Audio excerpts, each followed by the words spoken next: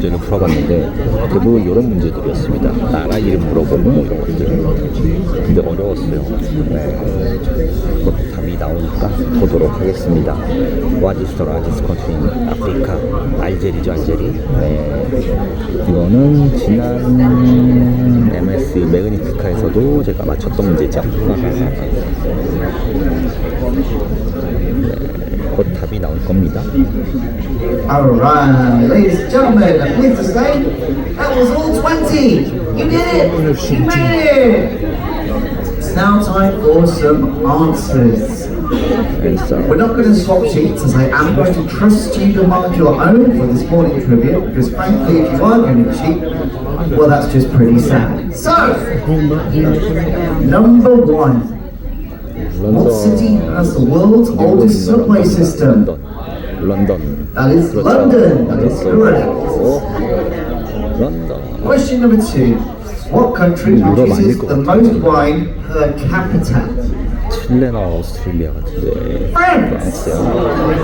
아 그래. 아 맞네. 그러네. Question number three. What is the capital city of Afghanistan? 카불. Kabul. 아 프랑스에서 이게 맞아. 알았는데. Number four. Which ocean washes the beaches of Congo? 애틀란틱. It is the Atlantic. 애틀란틱 맞죠? 프랑스인데. Number five. What country did Yasser Arafat die in? France. 프랑스야? 프랑스가 답이 안 나오네. Number six. Where can you find the longest national highway in the 칠레 world? 같기도 하고 러시아 같기도. 칠레냐 러시아냐. Australia's Highway 1 is the longest national highway in the world at over 40,500 kilometers or 9,000 miles and runs almost the entire way around the continent. 아이고 14,500km에. Seven. What organization elects the 15 judges of the World Court? It is the United Nations General Assembly and Security Council. You need to have that exact. 알 수가 없죠. I am kidding! As long as you have the United Nations or along those lines, you can have the point. Number 8. What strategic group of islands did Portugal allowed Britain to access during World War II? 어디야? The Azores or 아, Azores. 마데이라라고 적었는데 아조레스네. 아조레스였군요. Number 9. What national holiday 모르죠. in Mexico do people go munching on chocolate coffins and sugar skulls? Day of the Dead, or in Espanol, Dia de 좋은 날이구나. 국경일 중에 공휴일이 저런 게 You wouldn't believe my 있었습니다. girlfriend's Colombian because the way that I speak Spanish. Alright, number 10. The process of lacrimation produces what? 눈물. Tears. Tears. I wouldn't know. I've never cried in my life. Number 11. Where is the Stardust Theatre of the Norwegian Dawn? 6 and 7 4. It does just ignore all of that. Yes, it's deck 6 or 7 or both, all the way forward. Again, so long as you have something along those lines, deck 6 and or 7 at the front of the ship, you can have the point. 12. Lake Titicaca is the highest lake in the world. Which two countries is it located in between? 볼리비아, 페루. Peru and Bolivia. Peru and 저기도 Bolivia. 가봐야 You 되는데. need to get both of those correct to get the points. Peru and Bolivia. 13. Which country can you find Munich? 독일, German. I don't think a lot of people felt confident about this one. I can tell by how enthusiastic you shall be. Everyone's like, yeah. You should be confident. It is Germany. Yeah. 14. What is the largest Caribbean island? Cuba. Cuba. Cuba죠. Cuba is the largest island in the Caribbean at 42,803 square miles. 15. What decade was the first ever mobile phone call? 70년. 1970년. The 1970s. 그죠? 1970년. 오.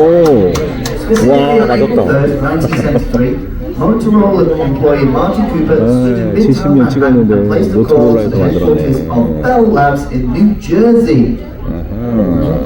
아유. 60. Which 모르죠. Indian instrument has 19 strings? 몰라요. The sitar. 사과 뭐야?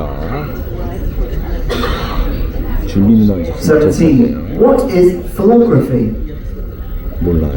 이거 필로그라피가. The hobby of collecting autographs.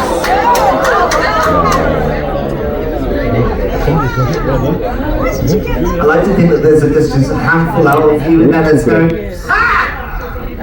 Ha! Ha! Trivia, bringing people together. 18. The Earth's core is believed to be mainly made up of what? The core of the Earth is believed to be primarily composed of iron, Iron and nickel. with small amounts of 그렇죠. nickel, 5.8%, 이건 맞았지. sulfur, 아이언, 4.5%, and less than 1% trace elements. Okay? 아이언 니켈 저거 쓰면 맞는 거지. So, iron, and 니켈. 19. Acetic acid is better known as what? 모릅니다. Vinegar! I was great on the chips. 비네거였구나. Number 20. What is the largest country in Africa? 알제리. Algeria. 이렇게 해서 20문제를 풀어봤습니다. 답이 나옵니다. 우리 사우선 팀이 이제 같이 문제를 풀었고요. 저는 이제 영상을 담기 위해 왔죠. 마다가스카르죠. 그리고 우리 팀이 이 아프리카에 살고 있지 않습니까? 다 알아요, 답을.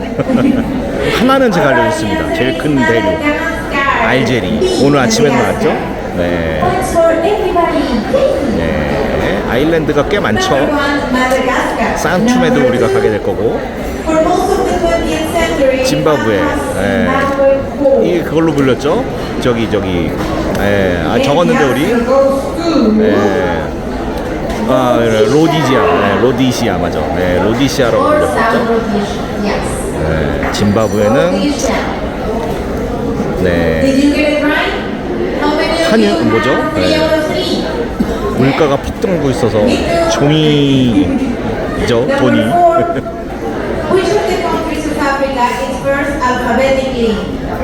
이거 알제리라고 하던데, 튀니진가 알제리라고 얘기하는데. 알제리아야. 와, 맞췄네. 역시 아프리카 전문가예요. 알제리라고 적었습니다, 저희 팀도.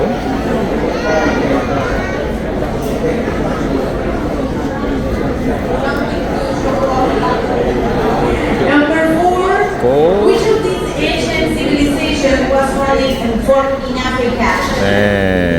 에집션. Well, also not a mystery. 에집션. It's the Egyptian.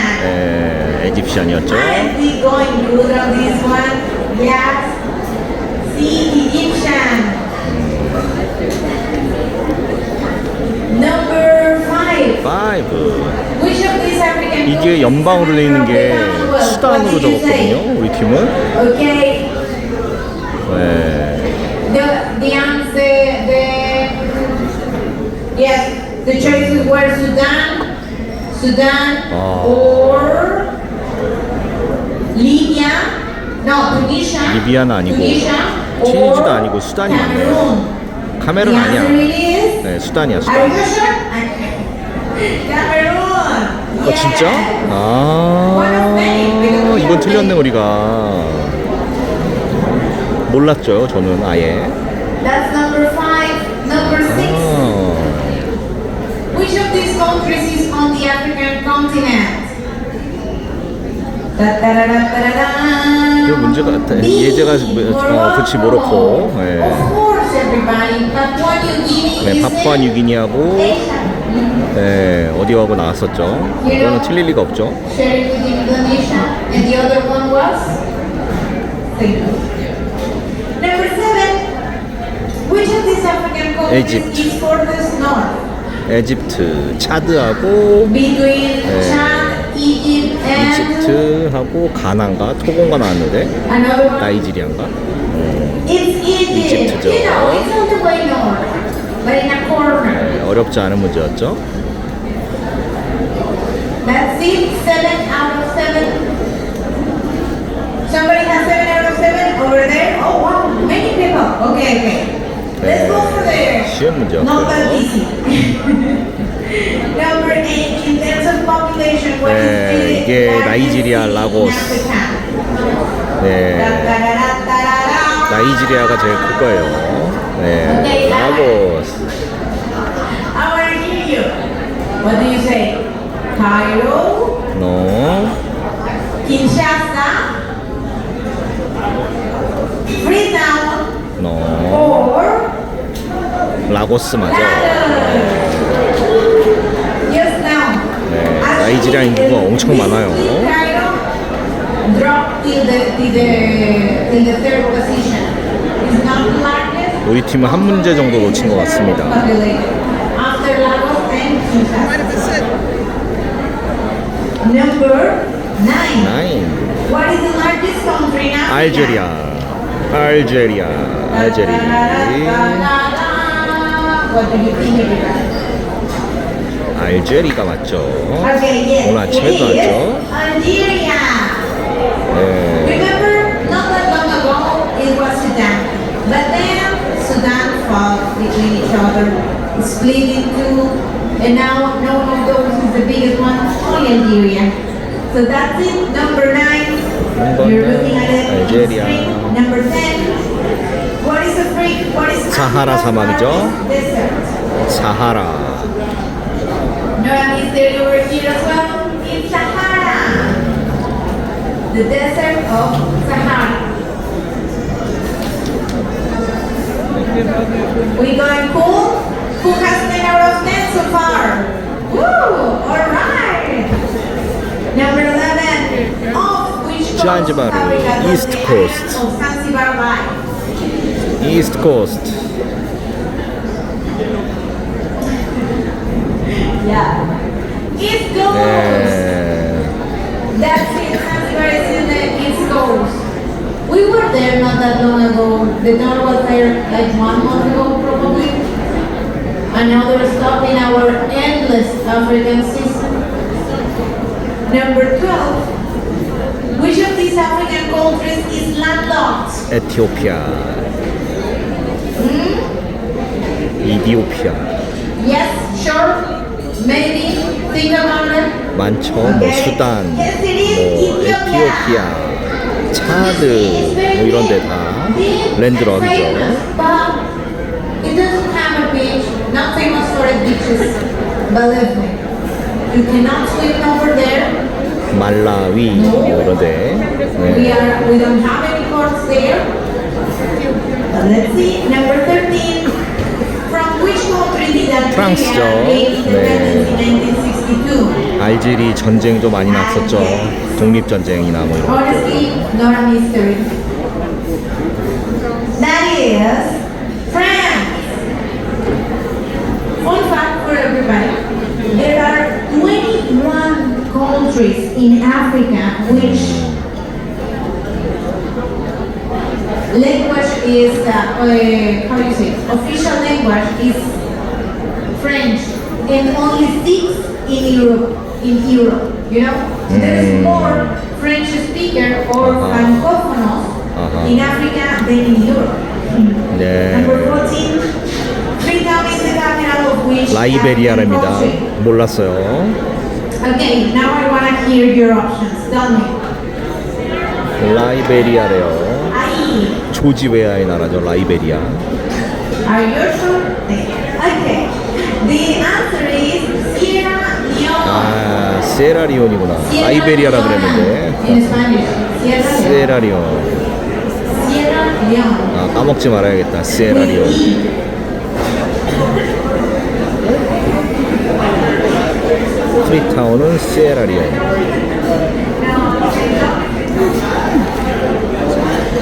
Number 15. Which African city is 아, over 케이프타운. by table mountain? 네. 너무 쉽죠? I'm gonna give you 5 seconds to think of it. 크루즈에서 바라보는 테이블 마운틴 정말 아름다웠죠? The thing is that two cruises ago we didn't go to Cape Town and nobody knew this one. Now it's a little bit nonsense. I'm gonna change it. Number 16. Which of these rivers is not on the African continent? 아, 넘어간다. 겐지스가 나왔어요. 네. Yes. Ganges River. 겐지스가 나왔죠. 인도에 있는 거죠. Excuse me.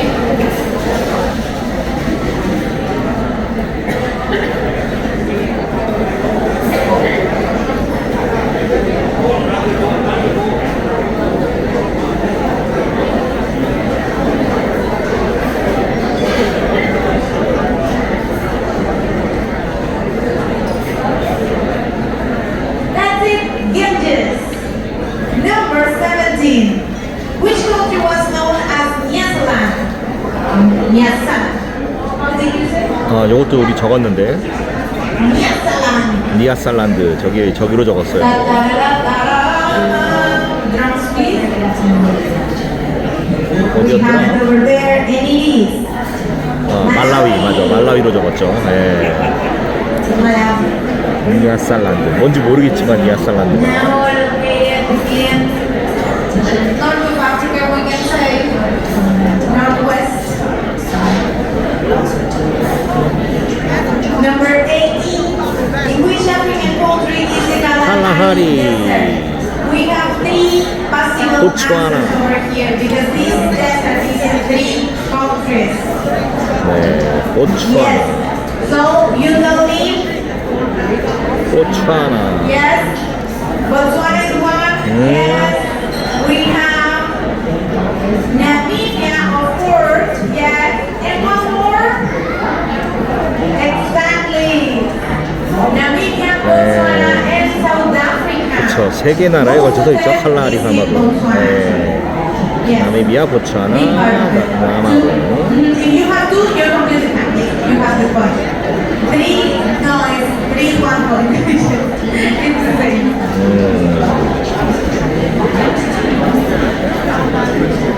나미비아는 나미브 사막, 칼라하리 사막이 다 있네요.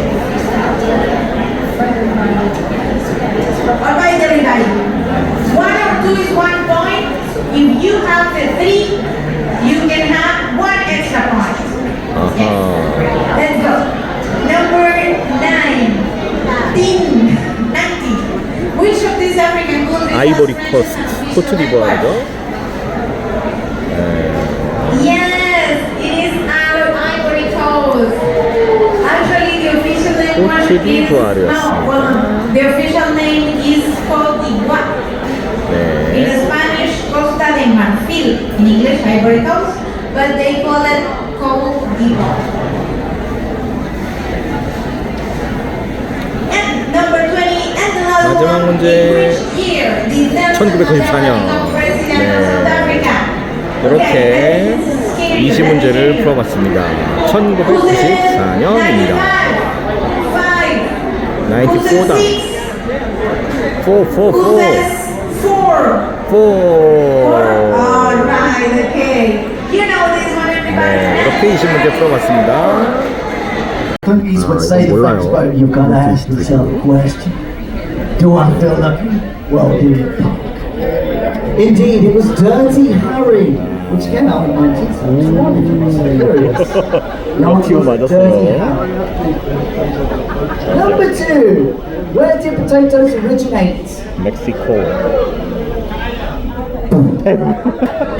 South America. The potato was first domesticated in the region of modern-day Peru군요.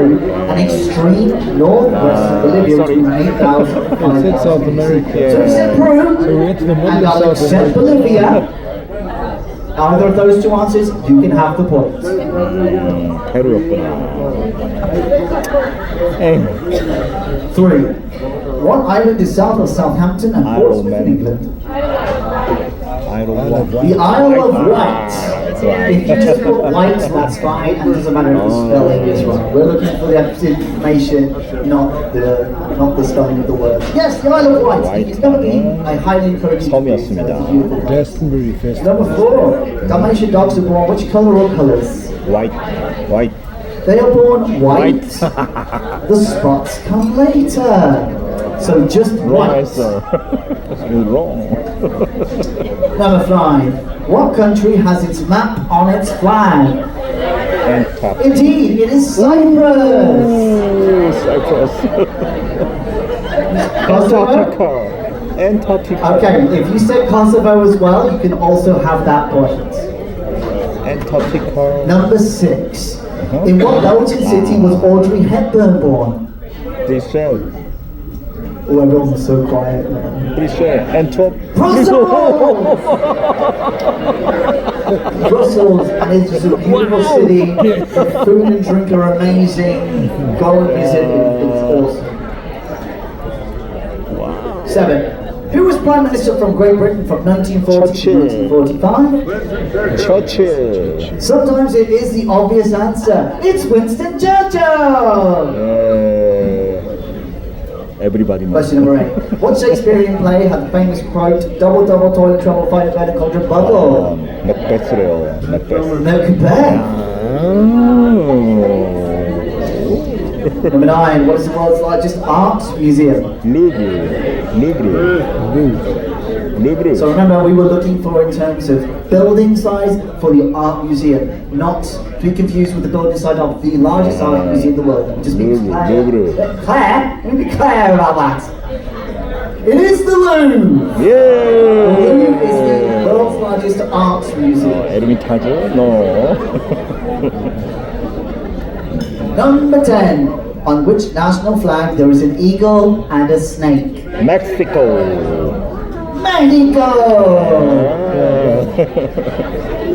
Number 11. All living things contain what? The answer is love. No, I'm kidding. Alright, now, bear with me a second. Alright? Acceptable answers are cells, carbon, water, DNA, iron, clear. Not all living things contain all of these, DNA. depending on certain life form or Cells, cells arguments. 있지. Basically, ladies and gentlemen, if you said at least one of those things, you have the point. Okay? If you have more than one of those things, it's still only 1 point. Alright? Let's move on.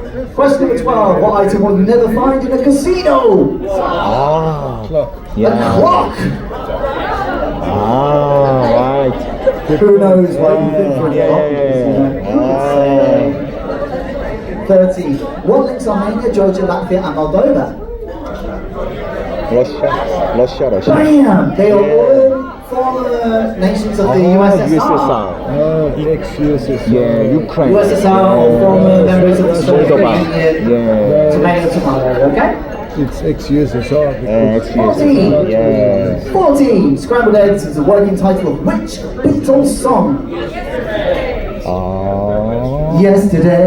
Yesterday. 러시아가 아니고 소련이었네. They hire me to talk, not to speak. 몰도바 때문에 내가 15. What is the name of the host of this trivia? Handsome Bob. Handsome Rob. Handsome. Handsome. If this was not progressive trivia, I would give you bonus points for that. Yes, my name is Robert. Handsome Rob. Handsome. I again, if it wasn't progressive trivia, yes, but since this is a professional sport, it's just one just for Robert, okay? Handsome Rob is the same as Robert. Hey. I'm the same person. Hey. Yep, Rob, Robert, Handsome Rob are all absolutely fine. If you said Bobby though, that's minus points. Alright, number 16. What is the national flower of Australia? Is it the golden wattle, the red bloomer, or the white daisy? 골든 제발. 골든. It is the golden wattle. Fun fact, the red bloomer doesn't exist. I made it up. 17. Which country imports the most champagne? China. That's right, ladies and gentlemen. It is the United Kingdom of Great Britain, or if you put England, that's also absolutely fine. Because my people may be full of alcoholics, but we're going to be fancy about it. Sorry, million. Yeah. 18. What is the oldest known science? 천문학. Right. 천문학. Alchemy astronomy. or astronomy. Now, again, explanation time. Either of these answers are acceptable. Alchemy, whilst famously known today, is people trying to turn things into gold. But alchemy was also a term used for just trying to turn one thing into another. But of course, as well, astronomy, because sailors navigating stars and all that kind of stuff. So either one of those answers is absolutely fine. Got it? Yeah. Amazing. 19. What does the word Acropolis literally mean? 템플일까? An acropolis is a settlement, especially a citadel, built upon an area of elevated ground, frequently a hill or precipice size, chosen for the purposes of defense. You need to have that exactly. Of course, I am kidding. High city, high place, high settlement. Basically, it's a settlement built upon a high area. So long as they got something along those lines, they can have the point. 수능 문제 풀었습니다. Are automatically enrolled in our Latitudes program. Latitudes is our frequent cruiser program with Norwegian Cruise Line. So you get 1 point for every night of the cruise. This is a 21-night cruise. You get 21 points. You'll automatically be silver after this cruise if you've never sailed with us before. If you are sailing in a suite or on this ship, any of the suites, you will get an additional point per night. And sometimes we run Latitude Insider offers. That means that you get additional points per night. Now, how do you find those insider offers? Well, we send you love mail every day, if you haven't noticed. But if you will go to the website, and you go up at the top bar, you'll see a tab that says Cruise Deals. Click on that, a drop-down box will happen, and it either says Latitude, or it'll say Returning Cruisers, or it will say something of that nature that indicates that it is for those who have cruised with us before. Sometimes it will say inside offer. They keep changing the name, so I never quite know what name it is today. But it indicates that there is a special. Click on those, and all of those cruises will have additional points per night. So you always want to take advantage of that. I will tell you, any of those additional point per night cruises, those work on all categories with the exception of the sail away rate, which is our lowest price point for the category. It has an X in the category, so it would be an IX, OX, BX, or MX. That means it will not get any additional promotions or perks, all right? So if you want the extra points, make sure you're booking something that doesn't have an X. All right? That's the only thing you need to avoid. If you want more questions about that, you can see my team or myself. We have charts we can give you to let you know all of the wonderful things that you're going to receive on your cruises when you reach those different levels. Now, of course, you see us walking around the ship with this big button that's green and says, ask me about free OBC. Some of you may have been on board, many of you have been on board before, and you remember the button said, ask me about free money. It's the same thing. It's just an onboard credit versus money. It's all the same. We just wanted to do something different in marketing, and so we call it OBC now. It all means that when you purchase the Cruise Next credits, we now call them credits, not deposits, but those of us who've been around for a while, we're still trying to reprogram our brain to say credits, not deposits. So you may hear the same thing. It all means the same thing. So when you buy the credits, you get on board credit. Simply think of that as going against the cost of the credits you're buying. For instance, you're buying $2,000 worth of credits, that's 8 credits.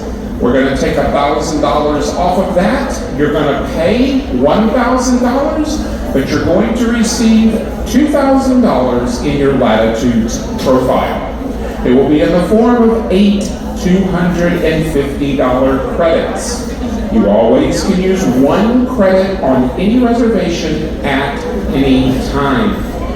But if you're booking a balcony cabin or better, or wherever our promotions are better, like they are right now you can use, if you're booking a balcony cabin or better and you're booking 4 months in advance of the date of the cruise, you can use up to 3 credits. It's our triple up.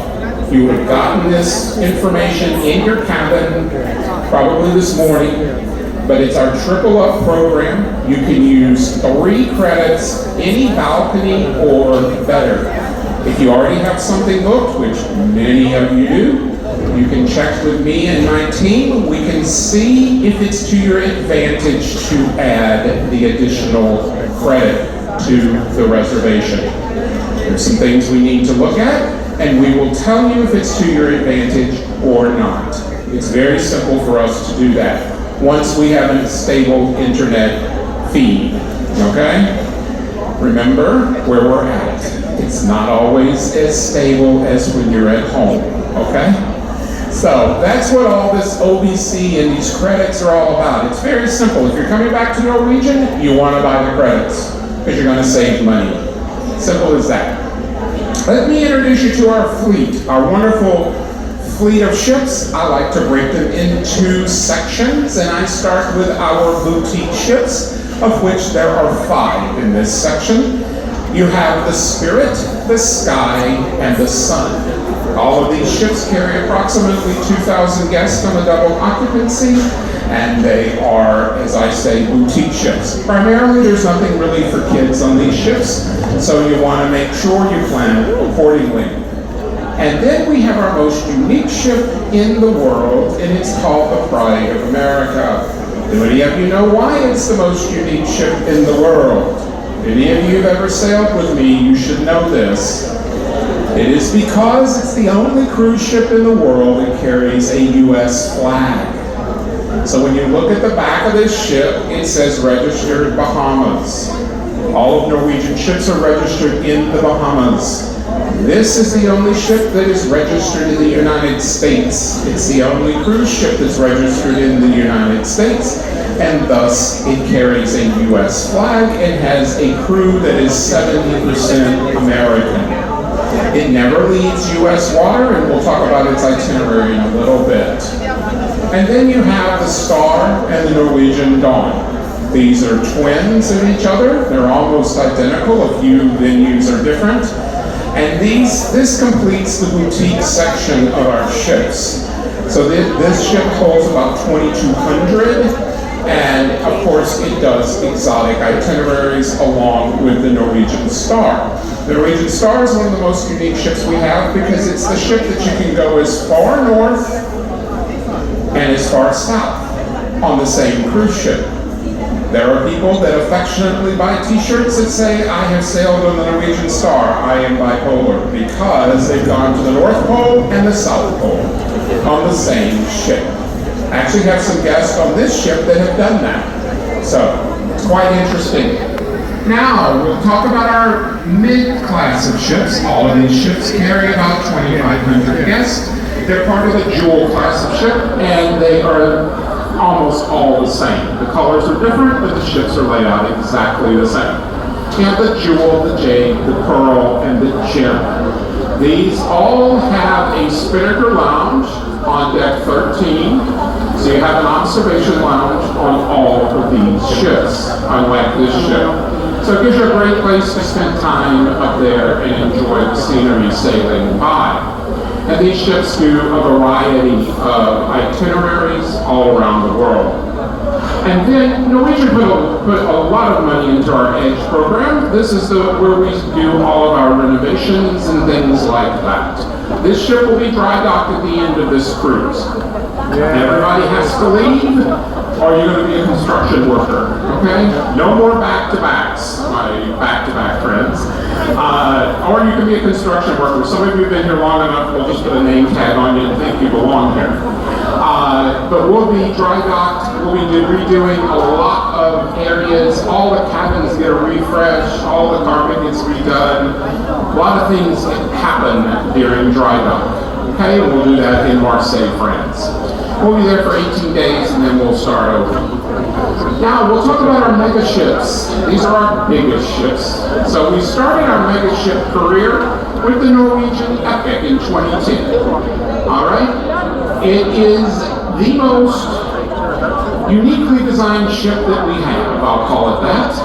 Looks like somebody chopped the top off the ship and stuck a box on it, and that's exactly what we did.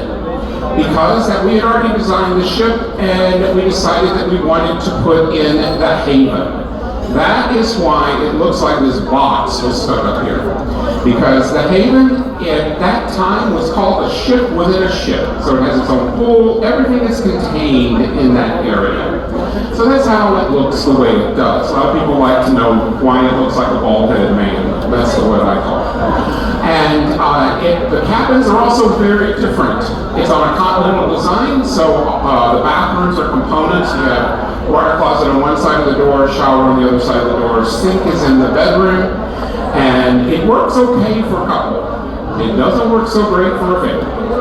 So if you're going to go in the Epic, talk to us, we'll help you get it all figured out the right way. And then we go into our thematic ships. This is when we started doing the thematic ships with the artwork on the hull and basing them on certain artworks or geographical areas. And the first one was the Norwegian Breakaway in 2013. That's where we have the artwork by the artist Peter Max. And then on 2014, its twin of the Getaway came out, and that's where Labo did the artwork. Okay, these used to be identical, now they're a lot different. The Getaway's had its refurbishment, the Breakaway is having its refurbishment in 2025. It will come out of the water for 60 days, and it will be completely rebuilt. So if you're doing something on the Breakaway, after first quarter of 25, it will be a brand new ship, okay? And then we have the Norwegian Escape. The Norwegian Escape is our largest ship to date. It can carry up to 5,300 guests, like it has today. Right now, the sailing on that ship is 5,342 guests. 1,900 are under the age of 18. That sets a different tenor to the ship and to the cruise, I bet.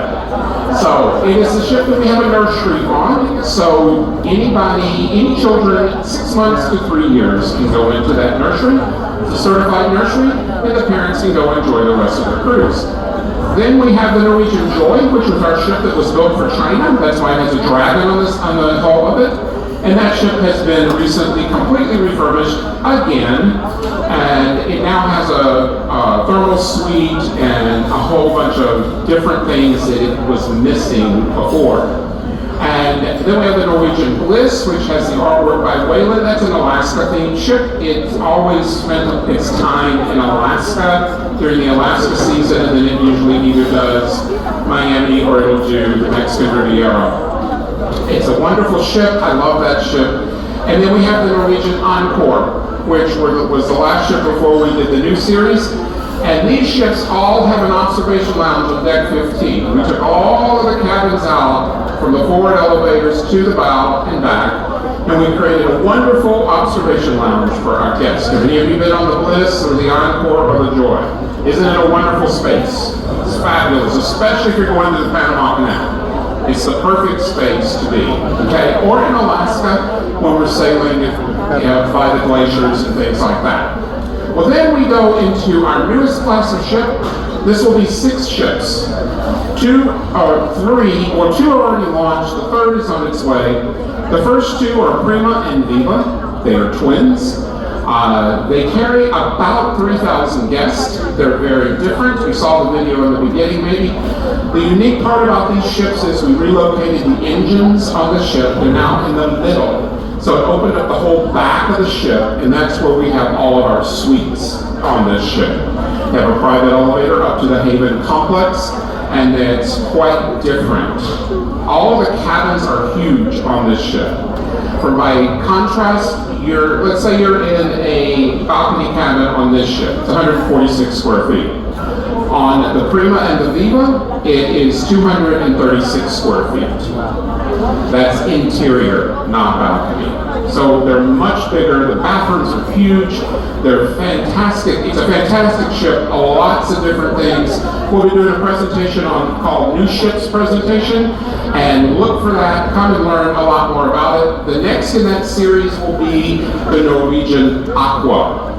That is a ship that will launch in the end of March of 2025. It will do a crossing for 7 days into Boston, and then it will start doing cruises to Bermuda out of New York, and then it will do cruises out of Port Canaveral to the Caribbean, and then it will do some things out of Miami down to the Caribbean, the Eastern Caribbean mainly.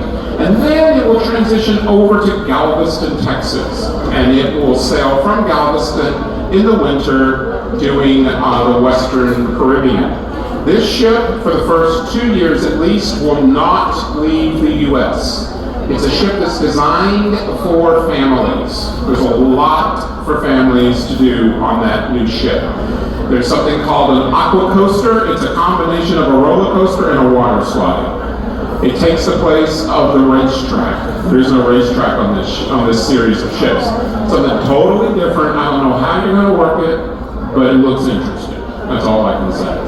It'll have lots of pools. It'll have 4 pools on it. It'll have a lot of activity.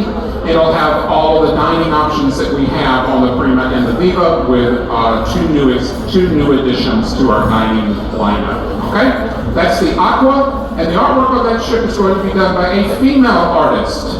Up until this day, it's all been men. Now we're tapping into the real talent. We're having the ladies design the ship. So we might get it right now. Okay? Yeah. So, let's talk about where we go. We go all around the world. If it's got an ocean to it, we'll go to it, is basically the best way to look at it.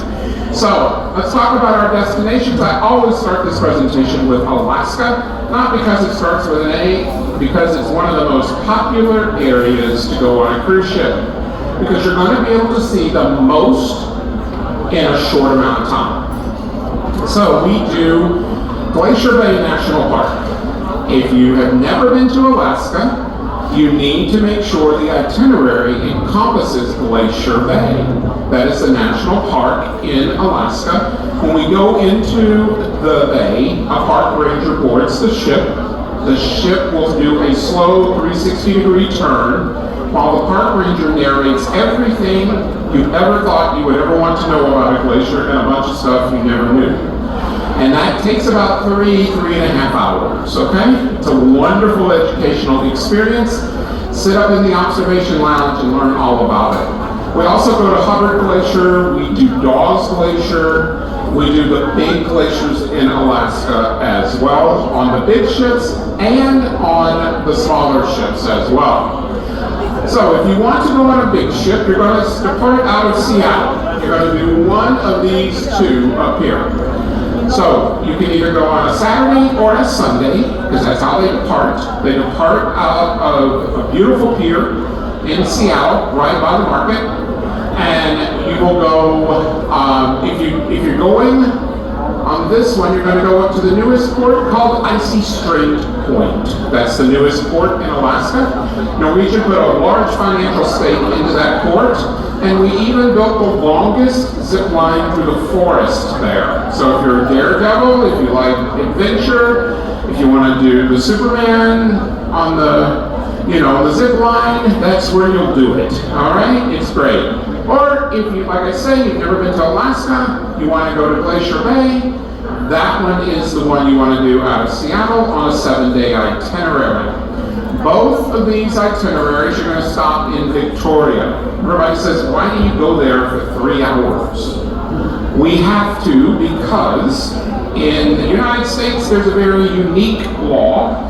It's called the Jones Act. Has any of you ever heard of it? If you've ever been to Alaska, you have. Jones Act means if that ship leaves from a U.S. port and is going to return to a U.S. port, it must touch a far foreign port. All right, so we have to go to Victoria. If you look at this map, you will see that's not too far. It's really not, but it satisfies the Jones Act. So we go there usually about 6:30, 7 o'clock at night. We leave at midnight. Now I tell everybody, don't stay on the ship. Pack in the day and get off the ship. Because Victoria is an amazing city, and it's all geared around the cruise ships and when they're there. You can go to Bouchard Gardens, it's all lit.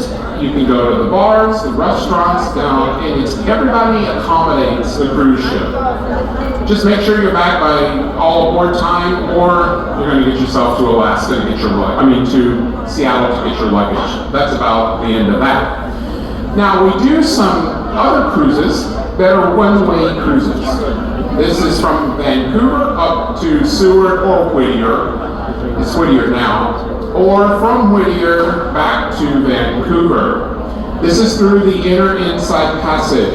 This is on a smaller ship. It's on a Jewel class of ship, or it's possibly on the Norwegian Sun.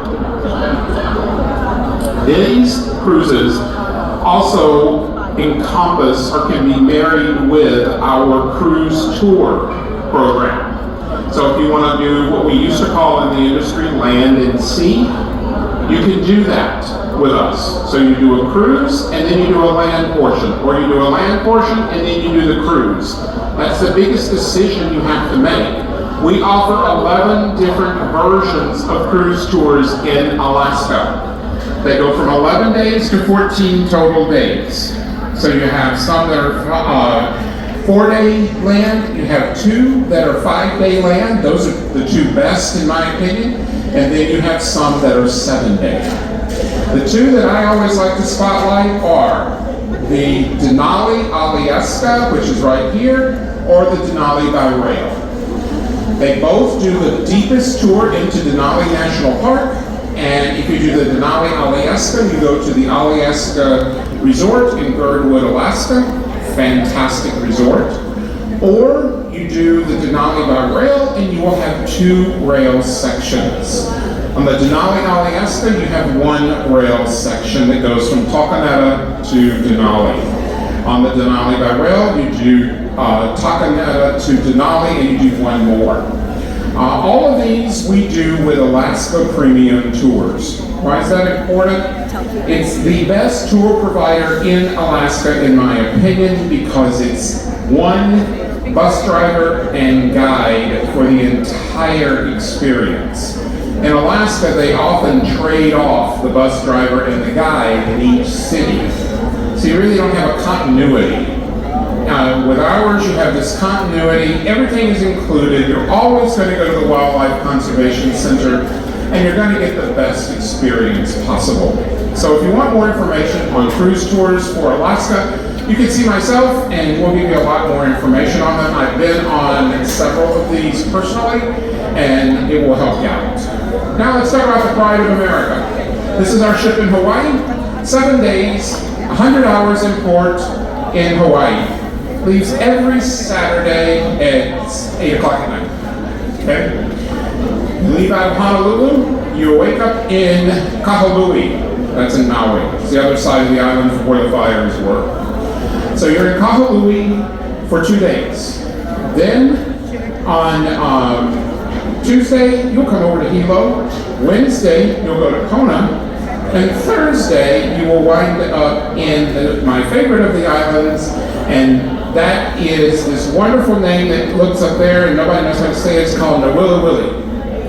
And that is in a beautiful place that you can only see 1/3 of the island by land, and you see the rest of it by air or by water. and you wind up back in Honolulu on Saturday morning.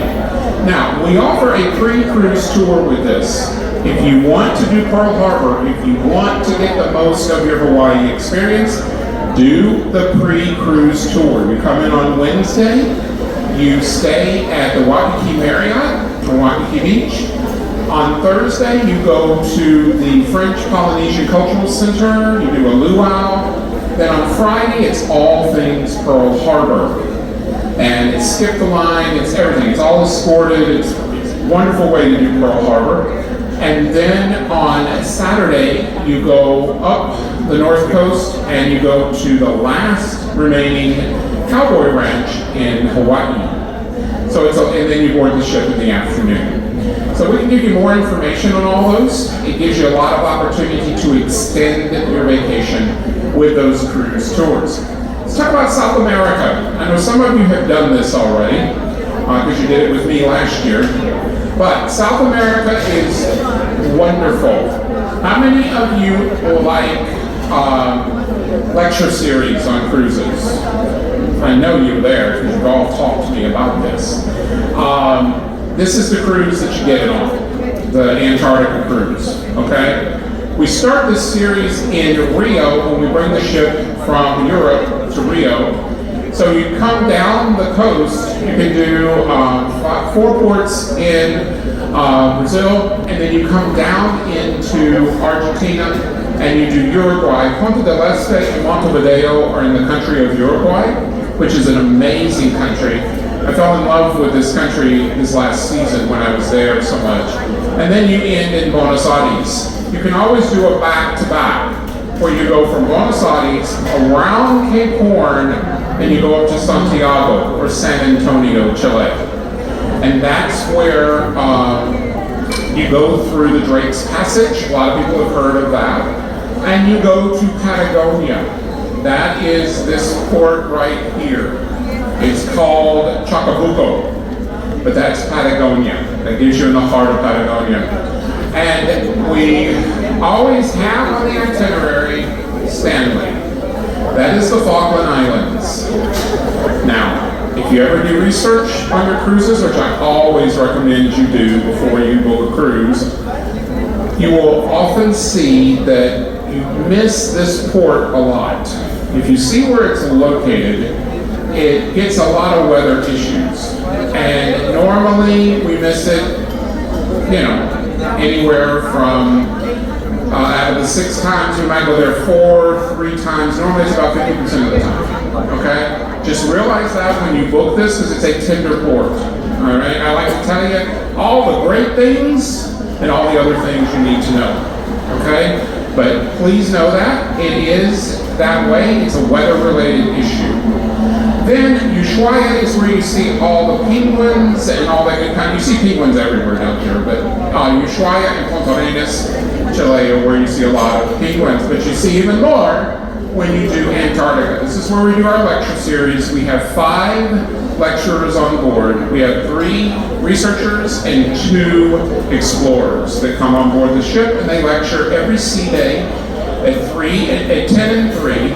And then while we're sailing through Antarctica, through Elephant and Deception Island, they are narrating and telling you all the stations, they're spotting the whales, and they're pointing out the penguins. This is the cruise. You bring your binoculars, or you go buy them on the resale market, or you come and you buy them in the photo gallery, okay?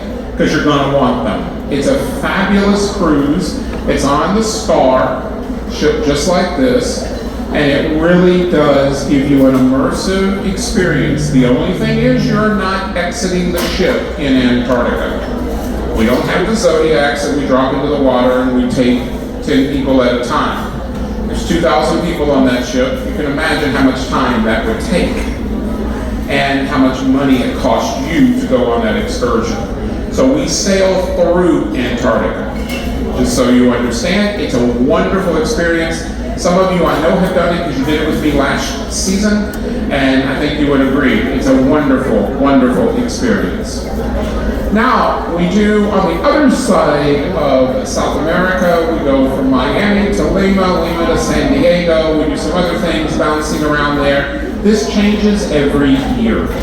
It's traditionally on a small ship like the Norwegian Sun, and you can do a lot of different things with this. Now, Mexican Riviera, we do out of Los Angeles, and we do it in the shoulder season of Alaska. So it primarily runs from October to through March, okay? Sort of loosely, that's the date. And we go out of LA, it's always on a big ship, and you come down to Puerto Vallarta, go up to Mazatlan, over to Cabo San Lucas, back up to touch Ensenada before you go back into LA. It's a great opportunity to see that side of Mexico, and there's a lot of fun activities to do there. It's a 7-day itinerary. We do the Panama Canal many different ways. So I'd like to explain the Panama Canal to you. When you're doing something that is a Miami round trip, that is going to be on a mid to small ship. And the reason for that is those cruises go through the old set of locks. They go through the Gaton locks because that's where the ship goes in, it fills up, sails over, does that whole process again, and you go through 3 set of locks. That was the last video in the intro. That cannot be done on a big ship. So it goes through the old set of locks, as we call it. It sails through the locks. It takes 5 hours to do it. We start about 5:30 in the morning. They're narrating, we call them the Panama Talkers. They're telling you everything you want to know about the Panama Canal. And then we go into Gaton Lake, and we disembark the shore excursions at the Yacht Club. This is a cruise that I highly recommend everyone do a shore excursion because you're going to go to the Panama Canal Museum. You're going to see the experience and everything from land as well. And then the ship turns around and goes back through those 3 sets of locks, and we go to Colón. Colón, Panama, the free zone, does not have much in it. It's basically to pick up the passengers. There's a casino, a little strip center, and that's it. So it's not like you're going to have a real port day there, all right? Now, if you want to do the full crossing, you want to go from Miami to LA or LA back to Miami, you're going to do that with us on a mega ship, on the Bliss, on the Joy, on the Encore, one of those ships. It's traditionally in the winter or when the ships are moving to Alaska. And you're going to go through the new set of locks. That is a different mechanism, and it's like you're sailing through a channel, okay? And the mechanism is below water, because those ships don't go up and down, up and down. It's a different mechanism, it's a different system. It takes about 12 to 12 and a half hours to fully traverse the Panama Canal. And the Norwegian Bliss was the first passenger ship to traverse the new series of locks, okay? Traditionally, when you are doing a Panama Canal cruise, you will always go to Cartagena. That's where that picture is taken. And I tell everybody it's one of my favorite ports in the world because it has more wildlife in the port than you've ever seen. It's fabulous. Get out of the port, go into Old Town, enjoy Cartagena. It's absolutely beautiful. If you like jewelry like I do, you go buy your emeralds there, okay? So about the Caribbean, we break the Caribbean into 3 zones, Eastern, Western, and Southern. The Eastern Caribbean, we're talking about our private island, Great Stirrup Cay. We're talking about Puerto Plata, Dominican Republic, St. Thomas, and Tortola. We do this out of Miami, out of Orlando. Out of Orlando, you can do both East and West, and you can do it as back-to-back. Because one week we go east, the next week we go west, and it's repeated like that for the entire season. So a lot of people do 14 days out of Orlando, Port Canaveral, and you'll do east and west. And then you have the Western Caribbean, which we do out of a lot of locations. We do it out of New Orleans on a 7-day continuous itinerary. This is your Mexico side of life. This is where you're doing Cozumel, Costa Maya, Harvest Key, Belize, that's our private resort in Belize. We bought a peninsula and created this resort for our guests. It has a dock, unlike our private island. And then you have Raritan, Honduras. And this is Harvest Key. This is what it looks like. It's built beautifully. And we can actually accommodate up to 3 ships here. The pier can have 2 ships, one on either side. And then we also do a tender for the other ship. Usually the small ship will tender because it's easier.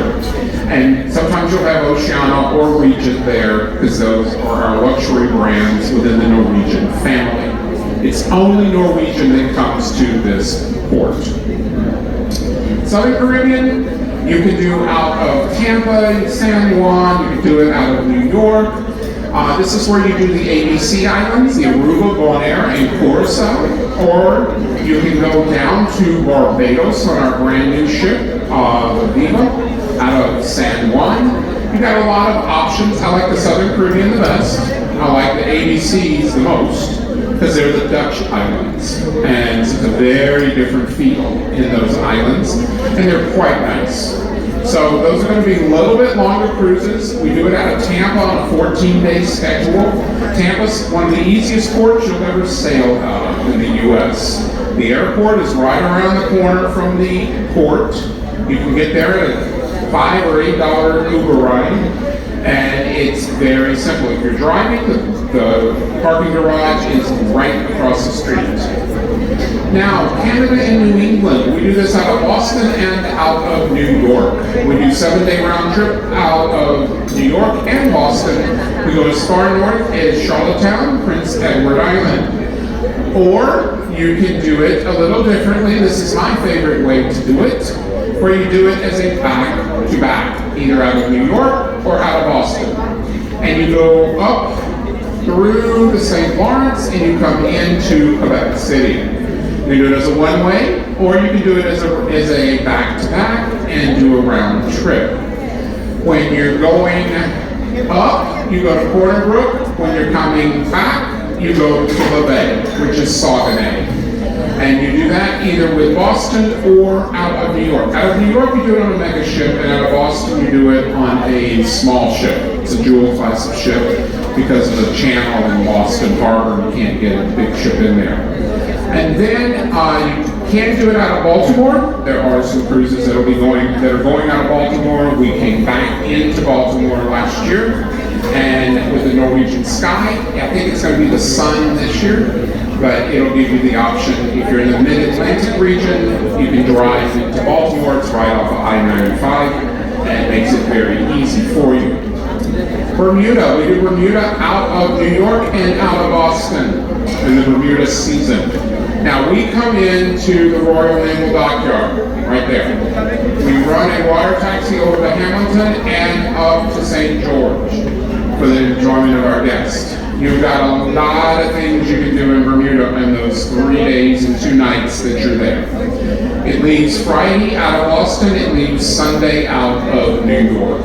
You just basically decide if you want to do it on a big ship or a small ship. You want to do it out of New York or you want to do it out of Boston. It's kind of the easiest way to look at it. It's the same cruise either way. You can golf, you can do the pink sand beaches all the time, you can shop, you've got lots of different things you can do. And Bermuda is quite a great destination for cruise ships because the ship is your floating hotel. Hotels in Bermuda are very expensive if you've not ever priced them. Let's talk about transatlantics. We're on a repositioning cruise. It's not necessarily a transatlantic, it's a repositioning this is. But transatlantics used to be so we'll call it the stepchild of the cruising world because it was just all sea days, no ports. Well, that all got augmented and changed and became a lot more enjoyable for the guests because we started adding ports into them. And we do 10, 12, 14, 16, 18-day transatlantic cruises when the ships are moving to Europe or they're moving back to the United States. When you do transatlantics, I suggest you always find out what the ship is doing before that cruise, if it's coming back from Europe, or what it's doing after that cruise if it's going over to Europe. because you can always combine it as a back-to-back and get a lot more out of your cruising dollar because you don't have to fly to Europe to do that. It's easy. We can give you more information, and I'll be doing a presentation on back-to-backs a little bit later in the cruise. So you can go New York over to Rome, or Civitavecchia. You can go New York to Lisbon. You can go from New York over to Southampton. That's on the Prima, and it goes through Reykjavik.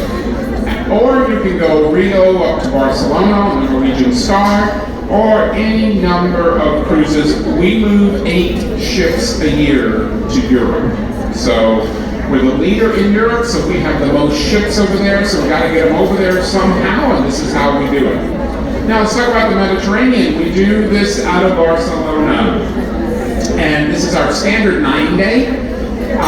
This departs out of Barcelona, goes up to Cannes, which is a tender port. We'll go over to Florence, which is Livorno, and then we overnight there. So you can do both Florence one day, and then you can do Pisa the next.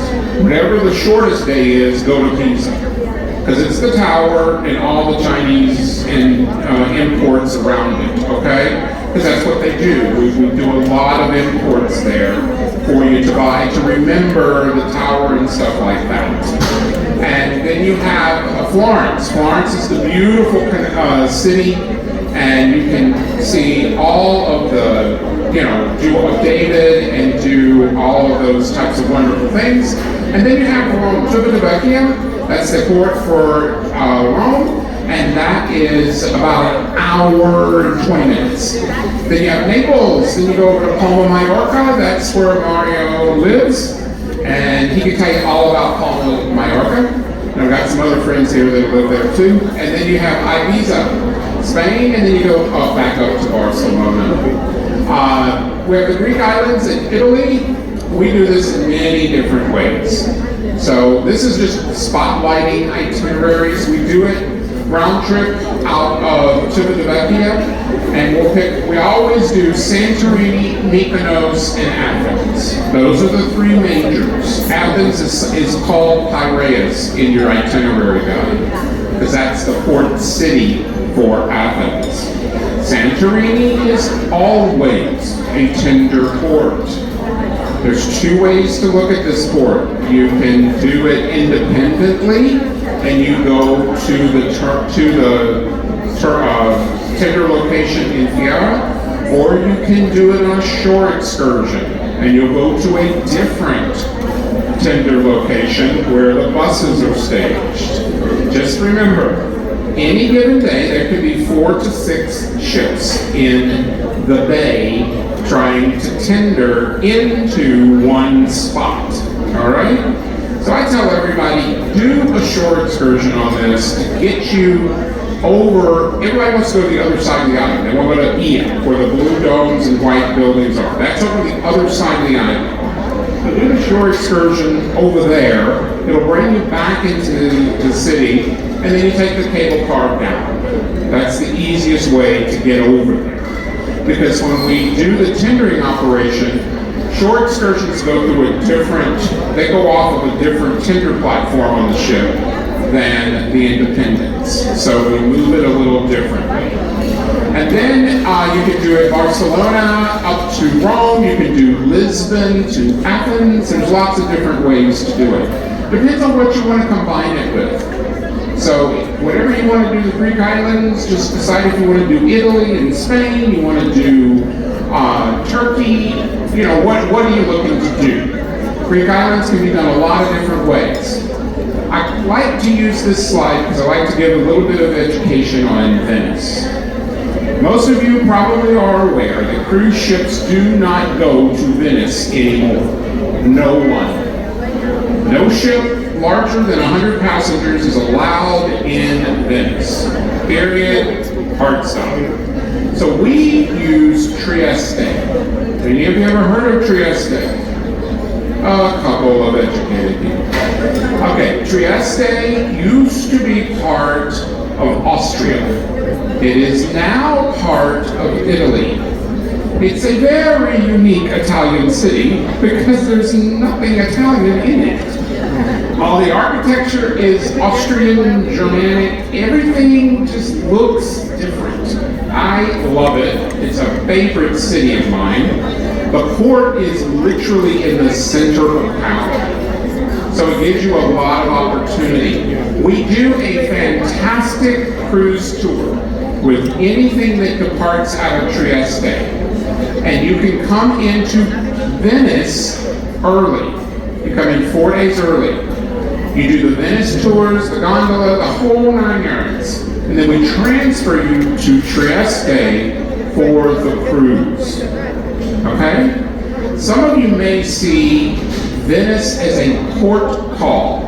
We do not go there. We tried this tendering operation and it didn't work. So we go to Ravenna. That's another port that's about an hour and 45 minutes away. And we do the buses from there. Okay? Just so you're understanding how this whole Venice thing works. It works well if you're educated and understand it. And you can do the Greek islands, the Adriatic out of there. This is the one at the top, one of my favorites because it goes through Slovenia, goes through Montenegro, Corfu. You can do Dubrovnik. Lots of different things you can do there. Okay, lots of options is what I like to say. Open jaw, you can go from Venice to Barcelona. That's another option. We do a lot of open jaw cruises. That means you start in one port, you end in another port. And it works out fine. If you're doing your air with Norwegian, we coordinate all that. And if you want to know more about the air program, just ask me, I'll tell you all about it. We do Northern Europe, we do Norway. This is all done on the Norwegian Star. And you come out of London, you go up, you do the major fjords of Ålesund, Olden, and you end up in a place that you probably have never heard of. And it's called Tromsø. Tromsø is an old port city, and we needed a place to embark and disembark cruises in Northern Europe. And we worked out an arrangement with them, built a terminal there, and that's where we go. Now this is one that if the cruise ends or begins in Tromsø, I highly recommend you take our air, at least one way. Because there's not a lot of commercial air into Tromsø, Norway, and we actually do a charter into there. So we coordinate it all, we do it all. We can give you more information on that if one of your itineraries ends or begins in Tromsø. Now, you can do Iceland and Norway from the UK. We do this out of London routinely.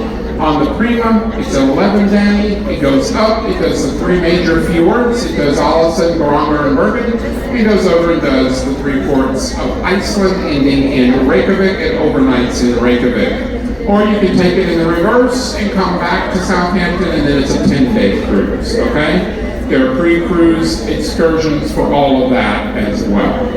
And lots of different opportunities with all this. On the Star, you can go all the way up to Spitsbergen. Most of you never heard of that either. I haven't either until I started this. Spitsbergen is the farthest port north that a cruise ship can go. We actually overnight there. We overnight there, and we overnight in Hannesvåg in Norway. Gives a lot of different options. We do British Isles, and that is done out of Southampton. Traditionally, it's always out of Southampton, ending either back in Southampton or ending in Amsterdam. We do Greenland and Iceland, and this is where I always like to give people a little bit of an education. If you want to do Greenland, I would recommend that you make that plan sooner than later, because there's a lot of environmental concern about going to Greenland. And the residents of Greenland just really don't want cruise ships there, the big ships anymore. So we're still going there in 25.